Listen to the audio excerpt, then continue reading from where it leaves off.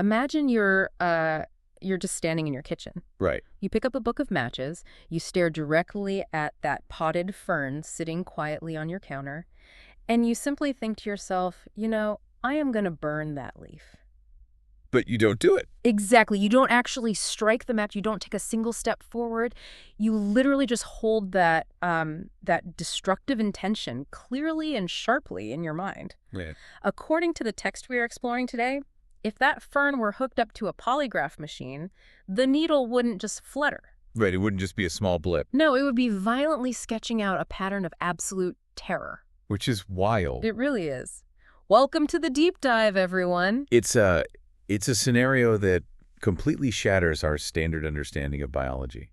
I mean, we are taught that the mind is a closed circuit, right? Yeah. Insulated by the skull. Completely inaccessible to the outside world. Yeah, completely inaccessible to the environment around us unless we, actively choose to speak or act. Right. But the material we are analyzing today argues that your inner world isn't private at all. It is broadcasting constantly. And it is a truly fascinating, mind-bending broadcast to tune into. We have a custom-tailored deep dive for you today, exploring a text from 2006. Yeah, titled Entering Others' Minds, Advanced Cultivation 1. Written by Difor Muda. And our mission today is to act as your guides through the author's incredible metaphysical framework. Because there's a lot to unpack. Oh, there's so much. We are going to look at everything from mid-century intelligence experiments on houseplants all the way up to, the illusion of death. Telepathy. Mechanics of universal consciousness. The big stuff. Yeah, the really big stuff. But it is important to establish right away how we are approaching this. Right, the tone of the text. Exactly. The author is not presenting these ideas as poetic metaphors or just philosophical musings on nature. No, they are very serious. The text frames these concepts as documented, observable facts. It's proposing a literal mechanics of the universe. Like a physics of consciousness. Yes, a physics of consciousness that we simply have not been trained to utilize. We are looking at a complete departure from standard biology. Consciousness is treated more like a fundamental force. Similar to gravity or electromagnetism. Exactly. Right. And to understand that force, okay, let's unpack this. Because before we can talk about humans reading each other's minds, we have to start with the beings we assume have no minds whatsoever. The plants. The plants.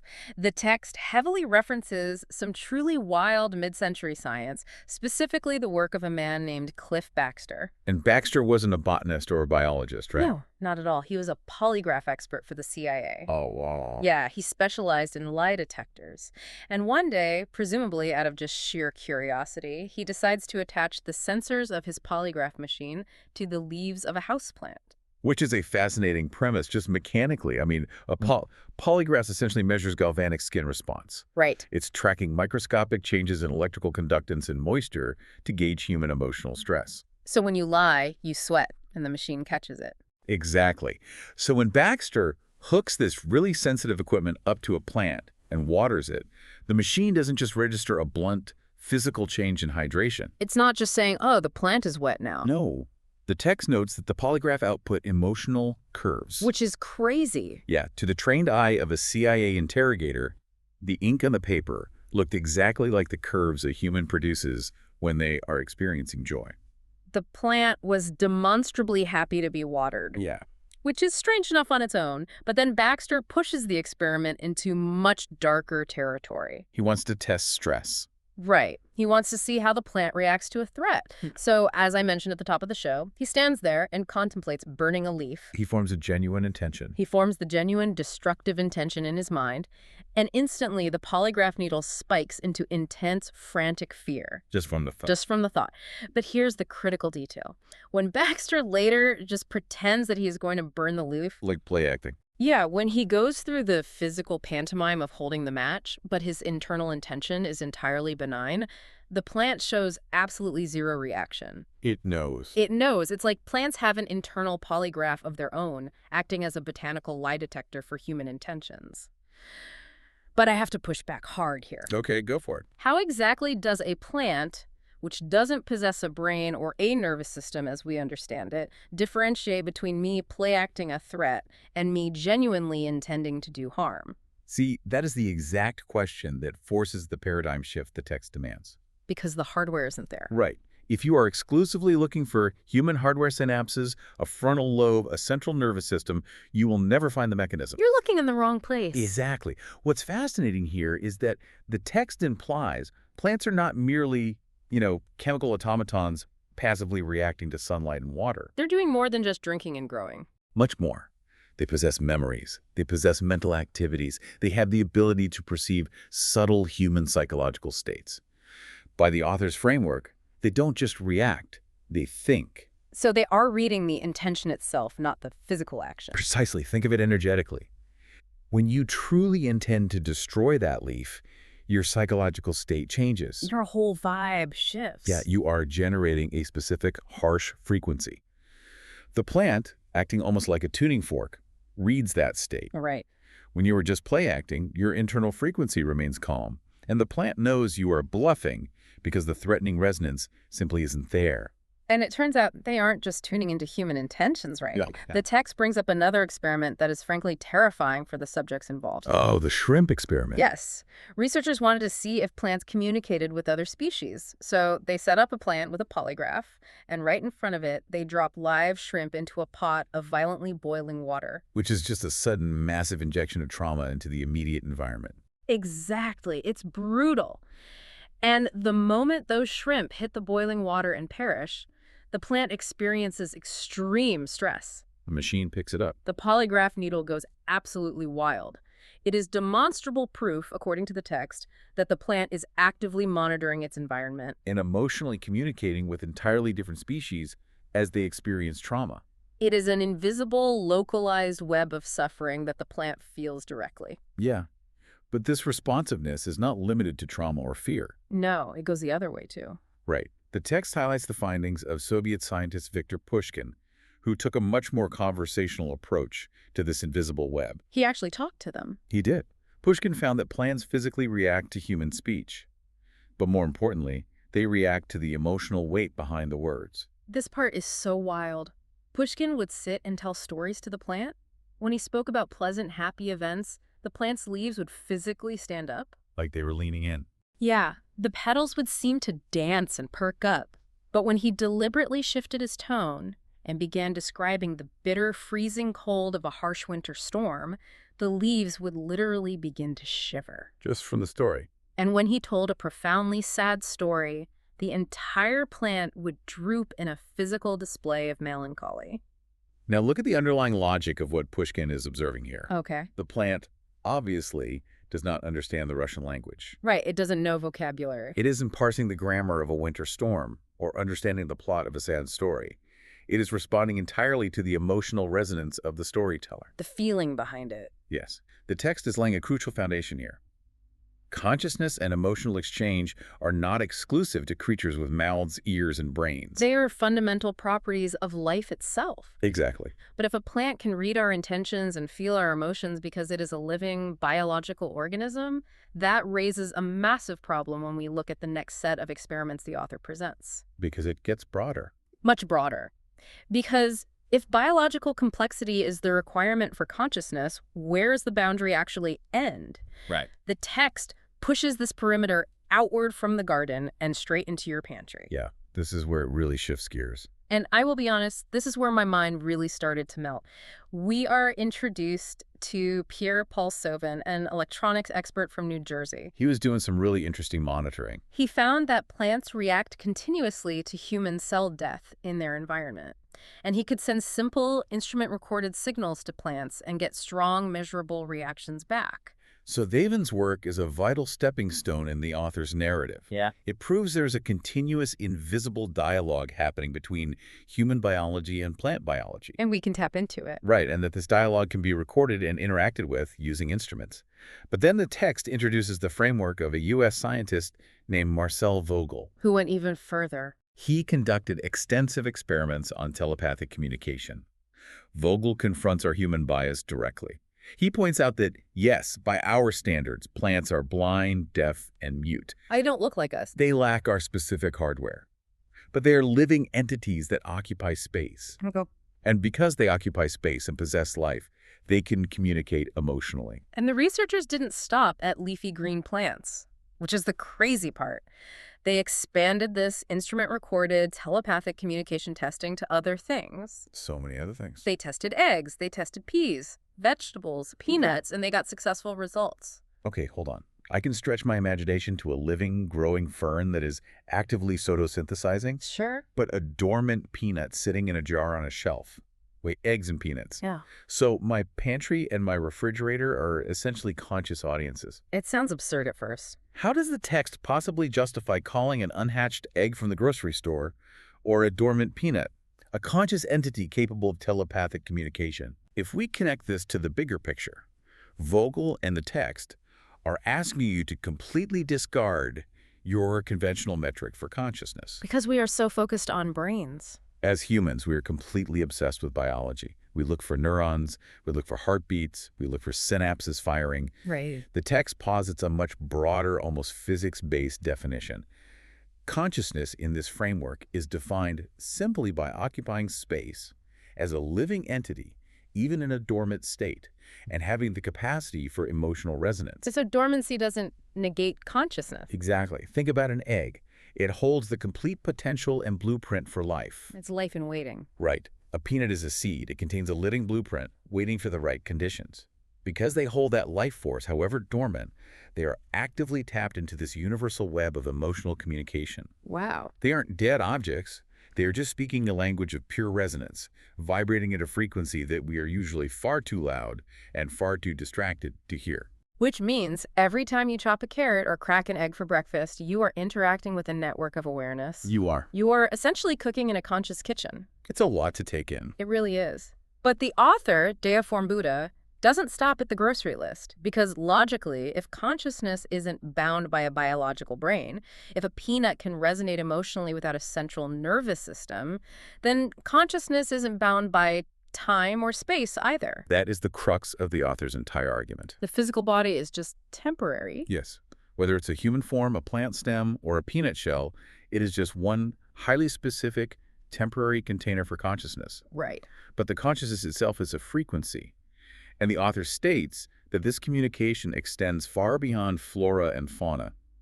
It extends to mountains, to rivers, and to insects. Which the author actually claims to have successfully communicated with personally. Right.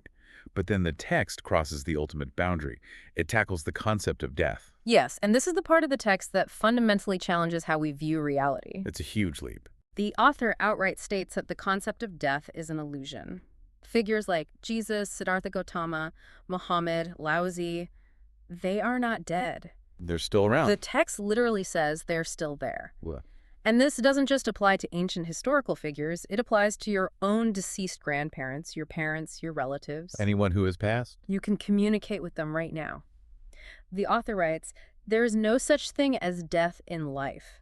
This just requires us to shift our perception." It's a profound claim. In fact, the author claims to be able to enter the minds of Jesus and Sakyamuni to express complex philosophical things they never explicitly said during their physical lives, because their consciousness transcends time and space entirely. The metaphysical logic here is fascinating. Yeah. The author is suggesting that consciousness is a permanent fixture of the universe. Like it doesn't decay? No.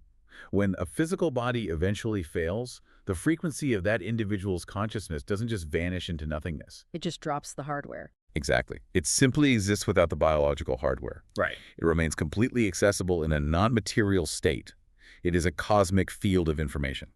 But claiming a peanut has a subtle resonance is one thing. Sure. Claiming we can literally talk to Laozi or our great-grandparents is a completely different universe of claims.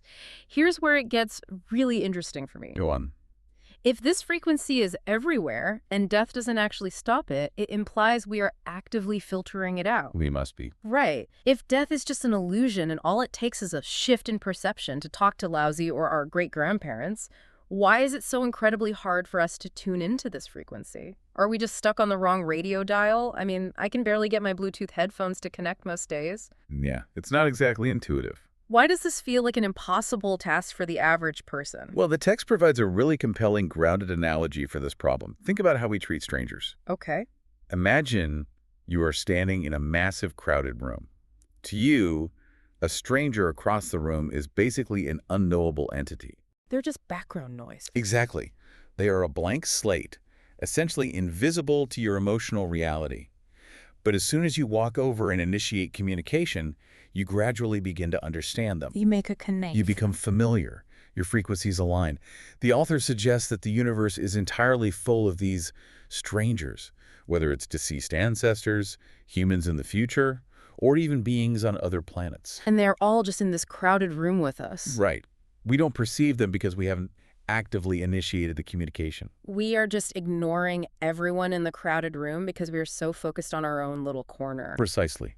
We are overwhelmed by the immediate physical inputs, what we can see with our eyes, what we can hear with our ears. The loud stuff. The text states that if our thinking ability, our level of conscious focus, surpasses theirs or intentionally matches their frequency, we can clearly know their hearts and minds. Whoa. It is a universal field of consciousness.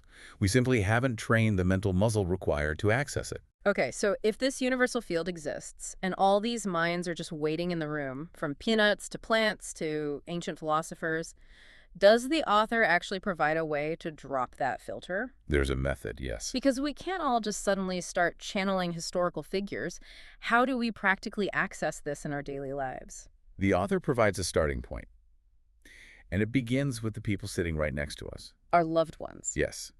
The text introduces the concept of Tong, which translates to the power of knowing the minds of others. And the author insists this isn't mystical, right? It is vital to note that. The author insists this is not some mystical, unattainable magic trick reserved for gurus on mountaintops.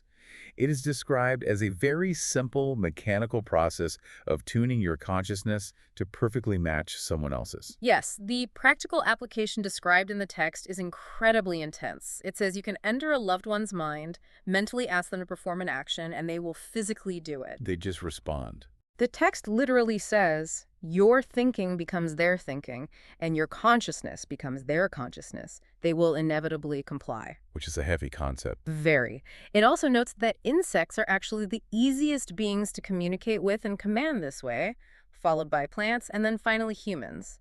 So what does this all mean? Let's get into it. Because I have to raise a huge red flag here. If my consciousness overwrites someone else's, and they inevitably comply with my mental commands without even realizing it, isn't that a bit unsettling? It sounds like mind control. Exactly. Mechanically, what happens to their free will?